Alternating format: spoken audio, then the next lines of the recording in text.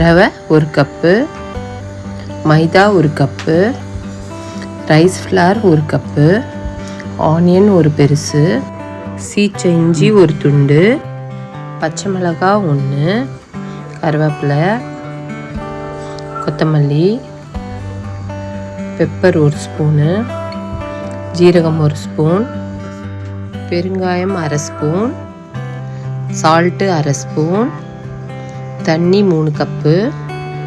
ஒரு பவுல் எடுத்து அதில் ரவை,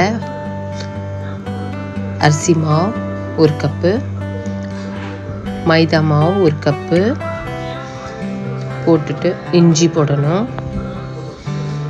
கருவேப்பிலை போடணும், வெங்காயம் போடணும், பச்சை மிளகாய் போடணும், கொத்தமல்லி போடணும், பெப்பர் 1 ஸ்பூன் போட்டுடணும், சீரகம் 1 ஸ்பூன் போட்டுடணும், பெருங்காயம் போட்டுடணும் 1/2 ஸ்பூன், உப்பு, தண்ணி 3 கப்பு போட்டு நல்லா கிளறி 5லேருந்து 10 நிமிஷம் நல்லா வச்சிடணும். கொஞ்சம் நேரம் ரெஸ்ட் கொடுத்துடணும்.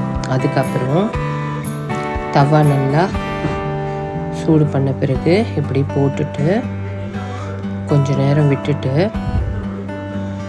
அதுக்கப்புறம் எண்ணெய் விட்டு நல்லா ரோஸ்ட் ஆக விடணும். ரோஸ்ட் ஆன பிறகு நம்ம ரவா தோசை ரெடி. தேங்க்யூ.